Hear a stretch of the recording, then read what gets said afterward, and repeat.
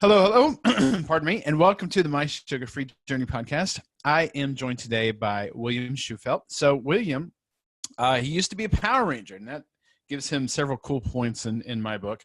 I watched Power Rangers with my kids when they were growing up, but I watched that first generation with there was like 5 colors, and then one of them turned into the White Ranger. I don't remember a whole lot of the plot, but I do remember it being a big, important show to my kids. But we're here today with not one of those original 5 or 6, I guess, but one of the No. newer iterations of the Power Rangers, William Shewfelt. So, William, welcome to the show. Hey, Aaron, thank you for having me on. So I spent the last couple of years, pretty heavily invested in acting, and I was really heavily pursuing that, but I was kind of getting held back by just sort of the health that I was experiencing, and I really wanted to figure that out. So that kind of led me down the journey that I'm on today. Fantastic. Well, let's get into your background a little bit. You said you invested in, you're trying to become an actor. What led you to the Power Rangers? Yeah, so it was basically a decision that I had set in college where I was about 3 years into my economics degree, and I really wasn't enjoying the internships I was doing. I didn't like my potential career options within finance or accounting or consulting. And I really just didn't see a future in it for me. So I kind of really went within myself and I asked myself, like, well, what do I really want to do before I die? Like, what's actually on my heart that I have to get done, in this one life I have. And I had a huge, huge passion to be an actor, and I'd wanted to be an actor for a long time, but I just never thought it was possible. So I'd been reading a lot of personal development books at the time, and I was very keyed into the idea of setting goals for yourself and building yourself up, and working hard to achieve things. So I basically set this crazy goal for myself that year where I wanted to book a major TV show. And through a series of smaller goals involving getting an agent, doing music videos, independent films, commercials, headshots, going to tons and tons of auditions, plays, all that kind of stuff, acting classes. Through a series of, just building myself up like that, I eventually got the audition for Power Rangers. And I just set my sights on it like crazy and did everything I could to make it happen. And luckily, by the end of that year that I had set that goal, I had booked that role. And I went off for about 9 months in New Zealand, and we filmed 40 something episodes. So it was really a dream come true. It was pretty incredible. And then I came back and I continued acting for about a year. But I just got obsessed with this health thing. I was listening to so many podcasts, reading so many books. And eventually I just realized, like, look, you have a passion for this. This is something you really enjoy. And I started going on podcasts. I know Vinny Tortorich played a role in your journey, played a role in mine as well. So I went on his podcast and a few others, and I just got really involved in the community. And then I came out with the carnivore shredding program, which was, all of last year, we were helping as many people as we could with kind of my approach to the carnivore diet, because my goal was I wanted to be super lean, athletic, and I wanted to have tons of energy. And I felt like a lot of caloric restriction based approaches to weight loss just destroy your energy. You have no energy. And for me, the kind of goals that I set for myself, I need to be like lasered in all day, focused with lots of energy. So I was trying to hack that and figure out, how do I have energy and stay lean all the time? And once I figured that out, we started the carnivore shredding program, and now I've got my my podcast up, the Will to Win podcast, and I'm just putting out lots of free content around the carnivore diet, as well as mindset and goal setting, because goal setting was something that changed my life probably more so than carnivore. Yeah, sounds like it. So let's get into, I guess, a little bit more of your health background, because I know that you had some health issues and trying to zero in and solve some personal problems with your health. Can you talk to us a little bit about what was going on there? The major issue I had experienced early on was that I had severe acne. It was pretty bad, and I got put on, after going through, everybody says they try everything. So I guess I'll say that too, but in this case, it certainly felt that way. Had spent definitely over $1,000 on topical creams and different lotions and potions and vitamins and all kinds of stuff. So eventually I set up this whole pitch, and I got my doctor to finally put me on Accutane. And this pitch that That's what I was going to ask. Yeah.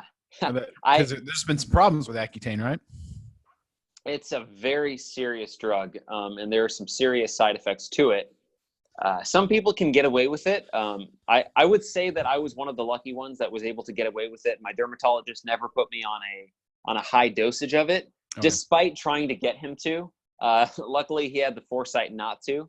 But yeah, it was funny. I created this pitch, and it was complete with like the waterworks and everything. And by the end of it, he's like, "All right, okay, we'll put you on the Accutane." Because at that point, as insane as this sounds, with all the side effects that I knew that it came with, it was a far worse side effect and detriment to my overall quality of life simply to live with that style of acne. It was really bad.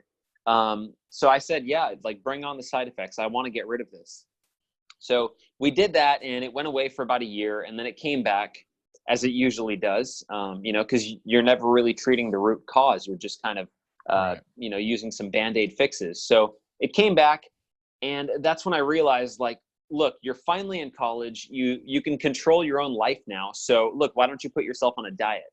And so I started researching diets, and I thought that antioxidants were the cure to acne. And eventually that led me into the path of a vegan, whole foods, plant-based style diet, where it was just packed with antioxidants and fiber and lots of vegetables. I completely cut out all animal products, not just meat, but also dairy, anything that might have came from an animal. So I was eating beans, greens, nuts, seeds, whole grains, legumes, things like that, berries, fruits. And that worked really well for my skin initially. So my skin, was completely clear, but over time, my gut just got worse and worse. And it was just a lot of bloating, a lot of indigestion, a lot of discomfort. And I tried a lot of different iterations of the diet, but my gut just felt terrible. And I had a lot of issues with hunger as well. I was ravenously hungry all day, every day. No matter how much I ate on that diet, I never had a feeling of satiety, which was strange to me because growing up, I was always full. I just didn't want to eat as a kid. So to completely have that flipped, and all of a sudden I felt like I had lost the ability to be full, I thought that was really strange. So I was dealing with that for a while. And then, I booked this Power Rangers show, and on this vegan diet, it was very difficult to maintain on set. But my weight started to creep up on this because I was eating tons of carbohydrates naturally as a vegan. That was sort of a big fuel source of mine. So my weight started creeping up, and I was gaining body fat for the first time in my life. And it was actually really tough to maintain muscle as well. So, in between seasons, we had a 3-week period in between seasons, and I went home, and, I was back in the States, and I spent those 3 weeks just obsessively researching diet. And I started watching some videos from some different keto YouTubers.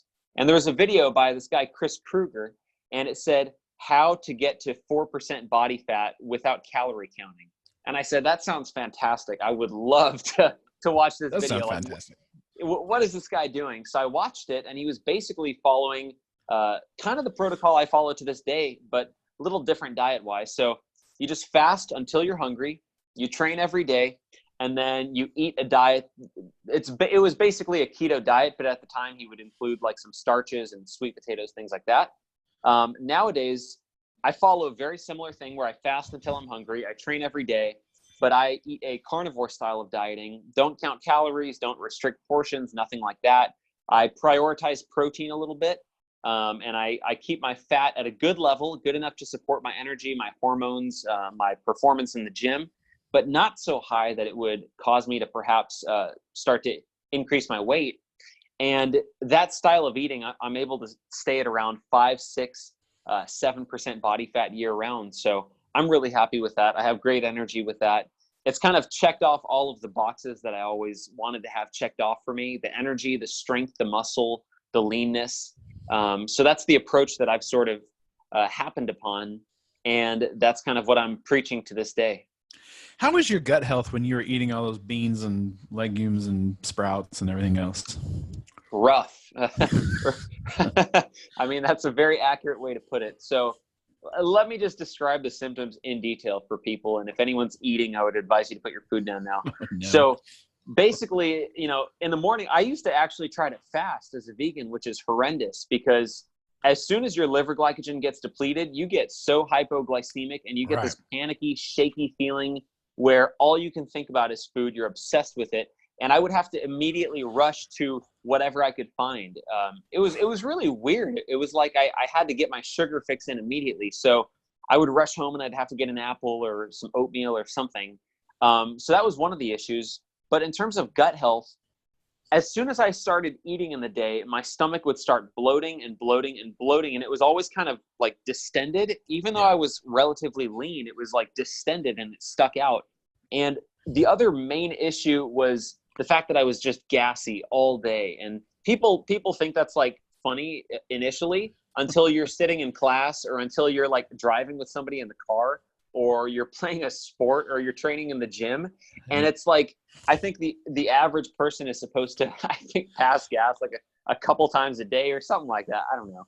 But I was setting world records at the time. So I remember thinking like, this is actually really hindering my life. This is strange. I never thought it would. And Dr. Michael Greger and a lot of those other whole foods, plant-based vegan doctors sort of laugh it off. And they're like, well, is that really such a big deal that you're eating some beans and you're improving your heart health? But okay, so you have a couple farts a day. And it's like, no, it actually is a big deal because I don't think there's anything natural about that I was constantly bloated.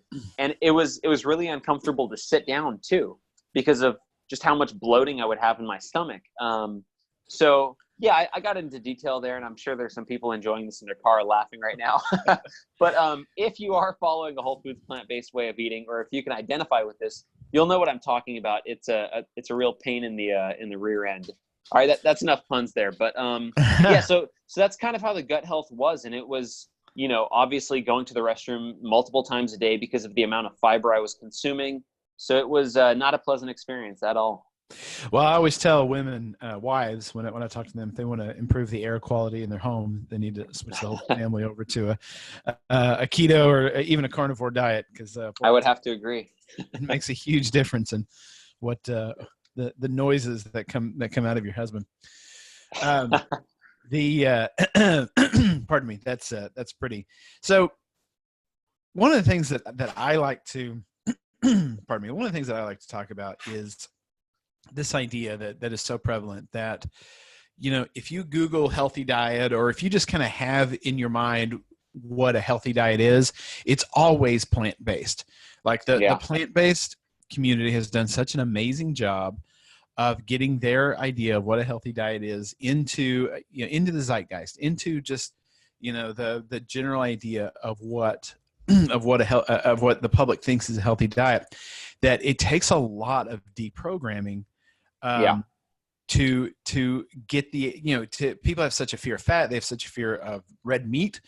And to get that idea kind of deprogrammed because we don't really have the mechanism to do this on a wide basis. Like we don't have Harvard behind us. The plant-based people have Harvard.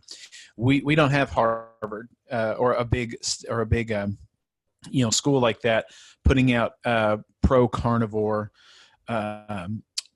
studies and then getting them into the papers and getting them into the newspaper columns like Harvard does, like these big plant-based things are. And so we're kind of stuck making these changes to people's minds one person at a time through a podcast or a blog post or whatever.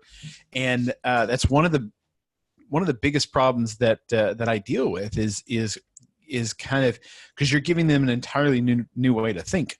You're changing so much. What was, I know you mentioned you saw some videos and whatnot, but what was that transition like where you started to think, oh wait, maybe everything I know about diet is wrong? So I realized very easily that a whole foods plant-based diet just was not the best for me physically, for my physique and my energy. So I came to terms with that pretty quickly. And it wasn't tough to be divorced of that notion. But the inclusion of meat was difficult for me because I was almost certain that it was, carcinogenic, that it would eventually lead to heart disease or cancer or something like that. Colon cancer. It's always that. Yeah. It's gonna make your rear end fall out of your rear end. I was definitely concerned about that. But here was the conclusion that I came to for myself. I told myself, okay, look, right now, let's be goal oriented. Right now, the most important thing for you with your acting career is that you want to get in shape and you want to have energy and you want to feel good. So let's just focus on that result. And if it might have some negative long-term effects, we have some time. We can buy some time. We can figure it out. I'm not going to drop dead at the age of 40. And I was only like 21 at the time, or 22. So I was like, okay, you've got some time to figure it out. So how about let's achieve the result now, and we can debate what's the healthiest approach later. So that's pretty much what I did. But as I studied the approach more and more, and I was including a lot more meat and cutting the carbs, I started to realize, like, oh, wait a minute, I had this wrong the whole time. There's actually so many benefits to this. And I started reading more about ketogenic diets.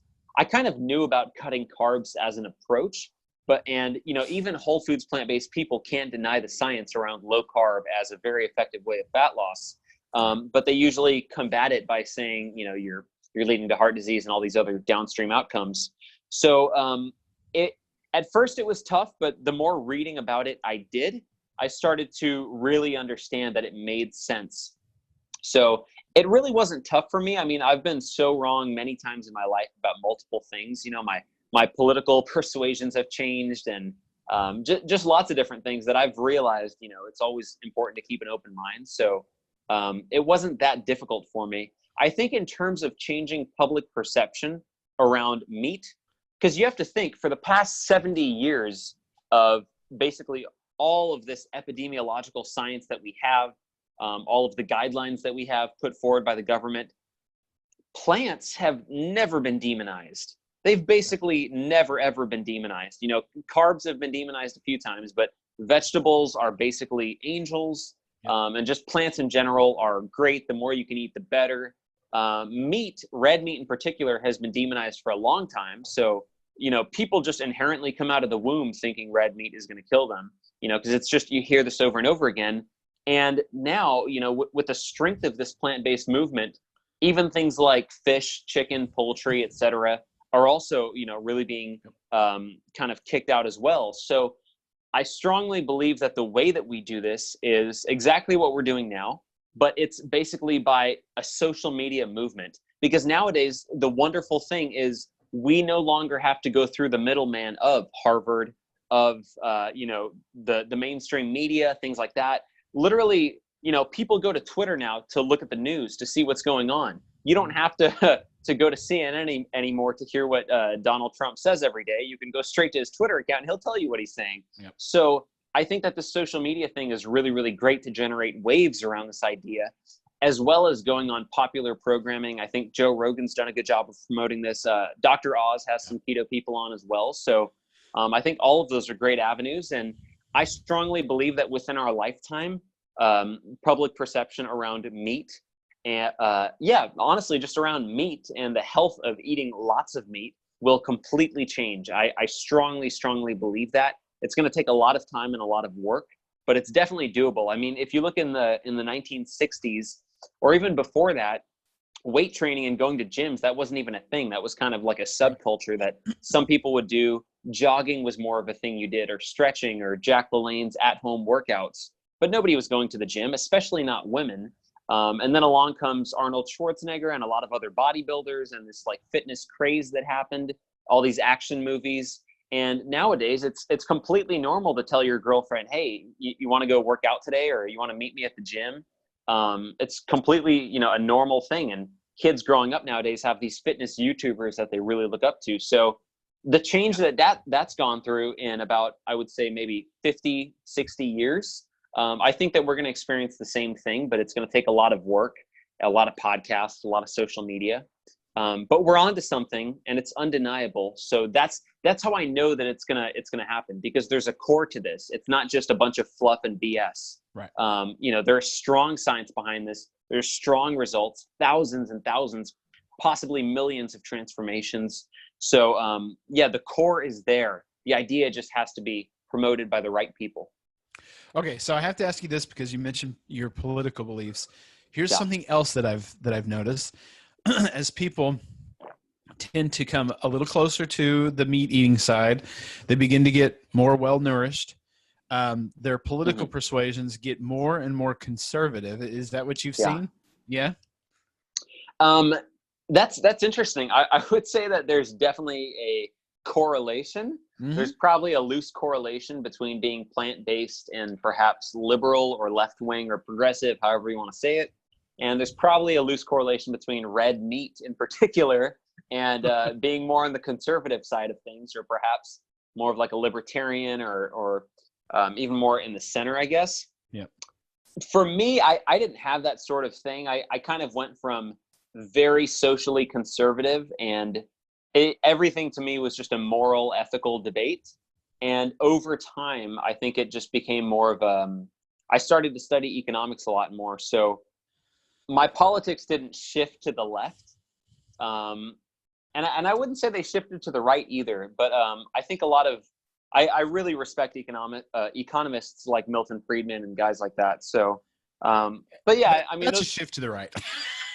it's definitely it's a shift to the right. But the thing is, it depends on how you define the right. Because if you look at the current policies espoused by the right, it's very different than what, let's say, a lot of free market theorists were promoting. Do you So believe that you can do a better job of spending your money than the government? I would say so. Yeah. Yeah. Okay. Yeah. All right. Well, we'll leave that behind. I've seen that a couple times, and I wanted to just to kind of pick your brain about that. Well, let's Yeah. talk about the thing that kind of put you on my radar, because I thought this was very interesting. You're writing a book with the protein guy himself, Ted Naiman. How Yes. did that happen? Yeah. So, we come upon a lot of these heroes during our evolution. And Ted Naiman, I think, was the guy that probably moved the needle the most for me. So, you hear from a lot of people about keto and low carb and whatnot, and a lot of those people help me out very much. But sometimes experts get a little lost in the minutia of things. Ted Naiman is the best, I think the absolute best at zooming out from everything and saying, hey, look, if you are a busy working professional, if your only goal is just to get healthy, to have energy, and to be lean, just to live a great life, forget about all of the other crap that you've been told. Look, just do these few things every day consistently, and you will experience results that will account for 85 to 90% of your health.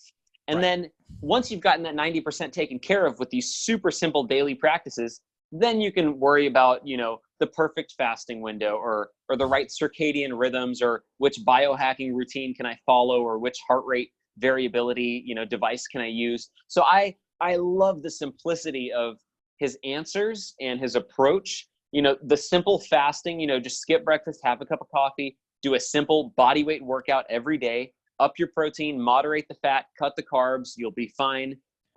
So that sort of approach, I was like, thank God. Okay, this is so simple. I can absolutely do this. And when I would see his meals, I was like, okay, that makes perfect sense. I can eat that. That's easy. It tastes good. And as soon as I implemented his stuff, I went from, so on keto, I still had some body fat, around like the lower part of my stomach, around my lower back, in my Right. face especially. And I really wanted to get that like kind of lean, chiseled look. And as soon as I started implementing his approach to like protein to energy ratio, upping the protein, cutting back a little bit on the fat, basically not adding so much butter to everything. As soon as I started doing that, I cut up in about a week or two. Like my body fat really shifted dramatically. And I also noticed my muscles filled out. And I think a lot of that had to do with possibly gluconeogenesis and just replenishing muscle glycogen. So I got stronger in the gym, my muscles got bigger, and I dropped body fat. So I was like, okay, cool. This works for me. Well, one of the things that he is so good at, and that if anything, he's cornered the market on this, is putting these sometimes really complex ideas and breaking them down into a picture. I mean, Yes. it's literally, if you follow him on Twitter, most of his like the really good tweets that he does, they're just a picture. Like here's a very difficult concept. If a picture is worth 1,000 words, then he's written a whole book in every tweet. He's just done a very good job of that. So that was why I didn't know that he was writing a book, but when I found out that he was writing a book, I was like, how can I keep we need a picture book. We need a book that has these hard concepts in easy to digest pictures that we can hand to somebody and say, hey, take a look at this. So I'm very excited about the book. And when it comes out, you and I are going to need to talk again.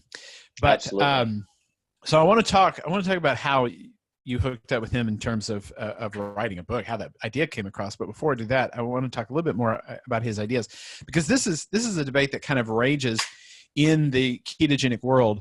In fact, my first exposure to the ketogenic diet was, I was already low carb, but I read Keto Clarity by Jimmy Moore. And I don't know if you've read that book, but in that book, he really demonizes protein. Like it's a big deal. You've really got to watch your protein, because if you don't, gluconeogenesis happens, and you won't see the results that you want. And I think that was coming from a place other than science. I think that was coming from his problems with the ketogenic diet, to use it to lose weight. But since that time, we know pretty definitively that gluconeogenesis is a demand-driven process, that it's not the spillover from excess protein, that it's rather something your body is doing as a result of needing glucose, not because you've shoved so much protein into your system the body doesn't have anything else to do with it. And I think that's the idea where if there's any one big idea that Ted Naiman has come out and really done a good job of hammering home as much as it needs to be, is that protein, we shouldn't be scared of protein. And that we shouldn't, that if anything, it's the fat that needs to be moderated, not the protein. And I've seen, like I said, this is one of these debates that kind of rages on our side of the the dietary fence is, should you be eating mostly fat and moderating protein, or vice versa? So obviously you're in the more protein camp. 100%. So what do you think if somebody's looking at this debate and they're kind of going back and forth about what their diet should look like, should it be more fat than protein, more protein than fat? What are some of the things that you would tell them to try to get them to make up their mind to come your way? So ultimately, if the goal is fat loss and, maximizing the retention of lean mass, AKA not losing muscle while you're losing fat, if that is the goal, then you want to make being in a caloric deficit as easy as possible. And you also want it to be as hormonally, you want it to be good for your hormones. So for me, some of the issue with kind of cutting back on protein is that I find that I am not satiated enough when I'm eating, fat to satiety, or when I'm eating more fat. And one of my other things that I tell people is, like, it depends on whether you want to count calories or not. I don't want to count calories. I couldn't imagine telling my mom or dad to count calories. Right. So what dietary strategy could we give them that allows them to basically feel full, end up eating less, and eat nutritious foods? Prioritizing protein is the best one I can think of. If I tell my mom or dad, look, okay, so you got, let's say we go super basic and we just say you've got leafy greens and vegetables, and you've got meat, eggs, fish. You could eat as much as you want of those. Do not eat any bread, any rice, any pasta, anything else. With that dietary strategy, they will absolutely lose weight, and they will absolutely experience better health outcomes. So to me, the simplicity of that is huge. Now, I think you can lose weight on either approach. You can lose weight eating, more fat. You can lose weight eating more protein. Ultimately, I think it is individual. And, let's say you're more sedentary and you're not exercising very much. You might be able to get away with less protein. You might not need that much. And you might actually feel better on perhaps more fat. I find for the sort of training I do and the lifestyle that I live, It's better for me to have a good amount of protein and also to have enough fat to keep me fueled. If I go super lean and I'm eating a lot of fish and I'm eating perhaps like chicken and things like that, and I'm not getting in very much fat, that'll, for about 2 or 3 days, that can be fine. And I'll probably drop a little bit of extra body fat that I don't need to drop. But after a while, my hormones will start to tank. I'll probably run into some issues with cortisol. My body will probably get a little stressed out. My appetite will probably increase. So then what do? Well, you basically up your fat a little bit. So you really have to balance it out. I find the most important thing that people can do is just stop adding fat to their meals. So focus on the fat that you're getting from the eggs, from the beef you're eating, from the fish that you're eating, turkey, chicken, whatever else you happen to be eating. If you do cheese, things like that, just focus on those whole food fats. You don't need to, everybody used to do this. I don't see it as much anymore, but when you would see like a slap of butter on top of the steak and a slap of butter on everything when keto was going crazy about a year ago, you saw a lot of that. And I think that was sort of the issue with it when everybody hit their stall and they're like, oh, I've lost X amount of weight, but I still have 20 to 30 pounds left. What do I do? Where do I go from here? And they would try to cut their carbs even more. And they'd be like, well, I'll cut out this tiny last gram. And okay, I'm at 5 grams now. How come I haven't lost the fat yet? Right. And then they would start to do all kinds of other crazy things like, oh, let me cut coffee. Maybe I'm stressing my body out. Oh, let me start doing, really intense, high intensity interval training, which would further stress their body out and up their appetite. And people would start nitpicking all of these crazy little details. And I know this because I did it. I did it like I was the worst offender. But as soon as I stopped adding fat to everything and I just said, okay, I'm going to eat this steak by itself. I'm going to eat these eggs. I'm going to get my fat from the yolks. I'm going to have maybe some cottage cheese or Greek yogurt. That is what really took care of it for me. So I wasn't going super, super lean. So people, let me just couch this. People can go too far with this, I think, and start to do tuna and skinless, boneless chicken breast. Yeah. And those kind of things. And they go super lean. And, in about 3 days, they drop 7 to 8 pounds and they're super excited. And then, and they're preaching it top of the mountain. They're reposting everything that me and Dr. Ted post and stuff. And then all of a sudden it's like their energy crashes and they don't know why their energy crashes. And then they post, Ted's like protein energy ratio thing didn't work for me. I'm now doing like a high fat approach and I feel amazing on it. It's like, look, just chill for a second. You went too low with the fat. You just got to be moderate sometimes. If I had to actually describe my macros nowadays, I'm probably close to 1-to-1 in terms of grams, protein to fat grams. And that's simply because I'm exercising a lot, I'm training a lot, and I actually need that fat. I really don't want to lose any more body fat. So it's important to kind of know that. Some people I think would probably do better with maybe more of a 2-to-1. And the great thing about that is it lets you get away with eating a bigger volume of food. You can eat a lot of protein. And for some people, psychologically, that can be beneficial. And in terms of satiety, that can be beneficial. So I've rambled on enough, but I hope that kind of answers your question. Yeah, and I just want to point out that if you're doing 1-to-1 protein to fat, you're actually doubling the amount of calories that you get from fat because protein's 4 it's very high calories fat per gram and fat is 9. Yeah. So you're getting more of your calories from fat if you're equal, and if you're doubling the amount of protein to fat, that's a roughly equal number of calories. So just know that those two things aren't equal. And I want to, can I jump in on one thing there? Sure. So that's about 30% of calories from protein, 30 or 70% from fat. But if you think about that, the 30% of calories from protein, what are those being used for? Well, we know that it's tough for the body to actually use protein for energy. And everybody's talking about this now. They're saying protein's a building block. It's not really a fuel source. Right. And that's true, but that's the beauty of it. It's not a fuel source. It's tougher to get stored as fat. And it also has a very high thermic effect. So as your body is digesting protein, the actual effective calories you're getting from the protein might be less than 4. You might honestly be down to like 2.5 or 2 because it has that high thermic effect. So people, and just to make this clear for everyone, a thermic effect just means the amount of energy it takes your body, the amount of calories burned to digest the protein. So protein, simply eating it, and going through the whole digestion process, it'll actually burn calories in the body to do that. And that's where we come up with this rabbit starvation. And we've heard about this before, where if you basically eat animals that are extremely lean, for example, rabbits, if Native Americans ate rabbits, it was so lean that it might have been almost better for them to fast because it was burning through a lot of energy in the body. Now, when I found out about rabbit starvation, I used that to my advantage, and I put myself on the rabbit starvation diet because I was trying to drop body fat. So I was saying, okay, let me go a little bit leaner with the protein and see if I can drop body fat.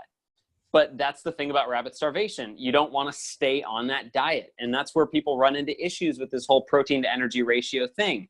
They stay super lean, and then they get negative outcomes, and they think there was a problem with the approach. It's, look, you got to up the fat after a while. You can't keep dropping weight forever. Right. Yeah. Whenever somebody, like in my groups or whatever, they'll talk about doing they've at a stall or something, you talk to them, it's always a 600 calorie, bulletproof coffee that they're starting the day with or something. It's like, oh yeah, can we maybe just drink water instead or just black coffee? Yeah. see how that goes. It's a lot of calories that you're just drinking. So the book, I guess I still don't understand. How did you and Ted Naiman get together and decide to write a book? What was that process like? It was basically, I'd been a fan of his content for a long time, and I was going on a lot of podcasts, and it was actually Jimmy Moore that told me, like, look, are you working on any projects? Are you working on a book or anything? And I told him, actually, yes, I'm working on a book right now, but I would love to do it with Dr. Ted Naiman. And I was trying to encapsulate just my thoughts on training and diet and just the full approach, because I think that this whole health and fitness thing can be so simple for people. So simple. It's literally, I could give people a 2-minute speech and they would have it figured out. So he said that he would connect me to Ted, and he connected me to Ted. I kind of pitched Ted on the idea, and I told him like where I would like it to go, what I would like it to be. And, we kind of agreed on what we thought the book should be. We have very, very similar philosophies on diet and exercise. So from there, we just started working on it, and we are nearly complete at this point. We're at the stage where we are looking for the right publisher to partner with. We've talked to a few of them, but we haven't really come upon the right partner at the time. So we're still searching for that. Victory Belt hasn't jumped on this? No. So we've talked to them, and it just wasn't the right partnership. So we won't be working with Victory Belt. Oh, that's a shame. Well, okay. Well, that's good. So you don't have a release date? We don't currently have a release date yet, but the project is very, very close to done. I'll tell you, man, I've written a couple books. I don't know that I would ever, unless they just really brought something amazing to the table, I don't know that I would go with a publisher anymore. I mean, I think with social media, I think that we've gotten to the point where we don't need them, that we can talk directly to our audiences. And, but maybe I'm wrong. I don't know. So I totally get that point. And I mean, that is like that's something that we've considered. The main reason we want to go with a publisher really just has to do with the distribution side of things, because we just think that these ideas are so powerful. We want to see this stuff go everywhere. We want to see this in every single, Barnes and Nobles you go to, every airport. I want people to be able to pick up this book, and like my mom or dad to just look at this walking past a newsstand and look through it and be like, oh, this is super, super easy. Right. So that's kind of the idea behind it. Like, the ideas are just powerful, and I really, really want people to know about this, because it would save so many people thousands of hours of effort and obsessive research and jumping back and forth to thousands of different experts. And the thing is, you look at Dr. Naiman, and if the guy isn't the picture of perfect health, I don't know who is. Like when you're looking at different doctors and they're telling you about different diets, a lot of the time they don't exactly look the part. And that was one of the things that shocked me about Ted. I was like, wow, this guy's in his mid 40s and he does 15 minutes a day of body weight calisthenics, hardly uses any equipment, and he looks like this. So I really do look at the results, so I think results matter. And I think that this book just has huge, huge potential to really save a lot of people from a lot of issues just down the line, chronic illnesses and stuff like that. So I'm hoping that we get with the right publisher and start working with them. Fantastic. Well, I hope you guys do as well. So before you go, I got two questions. Let's call it an ideal week or an ideal day or whatever. What does your diet and exercise program look like? Okay, so a typical week, the goal is basically... I mean, like you personally, what do you eat? Yeah. What are you doing? Yeah, so goal is go to the gym every single morning, usually about an hour. What I'll do is, it's like typical kind of bodybuilding stuff. So I'll go in there and I'll do like a shoulder and arms workout. I'll pick maybe 3 or 4 exercises. Each exercise I'll be doing about 3 to 5 sets, probably in the range of like 10 to 15 reps per exercise. My focus really is to get stronger over time, but also to get a pump. I'm not doing powerlifting. I'm not really doing calisthenics anymore. So it's really just to maximize muscular hypertrophy, building the muscles up. So I will, yes, generally I do go to failure. I do usually go to failure, but I'm not like pushing it like crazy. I do believe in like saving something in the tank because I am trying to train every single day. So if I'm just like wrecking myself every day, it's just not really sustainable. So I'll do that for probably about 45, 50 minutes. And then once I'm done with that, I'll usually go and like shoot hoops for about 15 minutes, just for a little bit of cardio, get some running in there.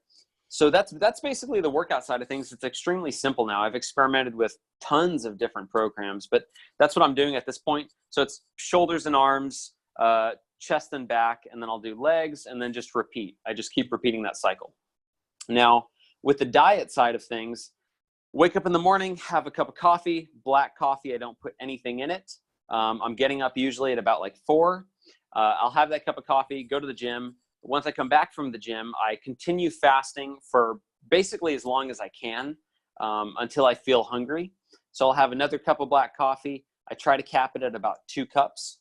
And then the rest of the day, I'll usually have water. I might have some tea. Right now I'm drinking some tea. And yeah, I'll just fast until I feel hungry. Today, I broke my fast at about noon. So that was from about 4 a.m. to noon. I broke my fast and I basically had a bunch of, it was sardines and I think it was yellowtail or mackerel. So I like to have kind of like snackish things for my first meal. I don't eat like a real meal for the first meal. It's probably leftovers, or I might have like some sardines or some oysters.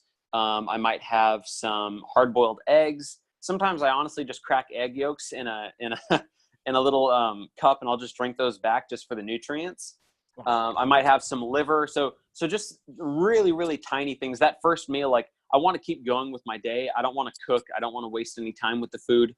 So it's simple stuff: eggs, a little bit of sardines, stuff like that. Dinner is where I really enjoy like a good meal, and I try to eat as much as I possibly can at dinner. So it's always red meat for dinner every day.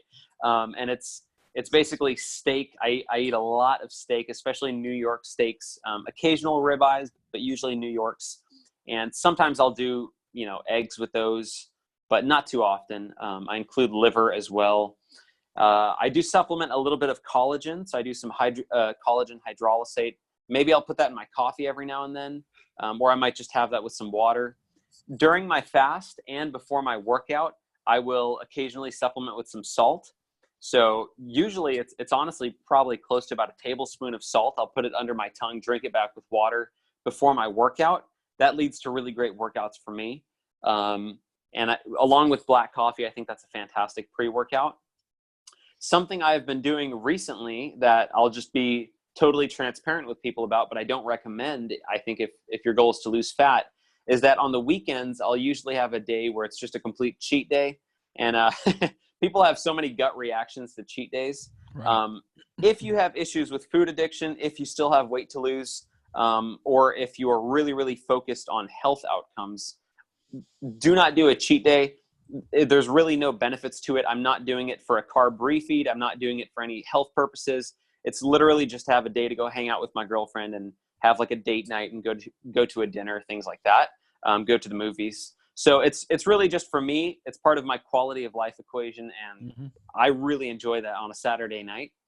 And yeah, honestly, get up, the next day and I don't beat myself up about it. I don't start to do I'm going to do a 24 or 36 hour fast, or, I don't try to do anything extreme, go for a long run. I literally just get right back on the program. I find as long as I'm training consistently for that hour every day, it literally does not set me back at all. In fact, it usually kind of refills muscle glycogen a little bit, and I look a little bit more kind of filled out the next day.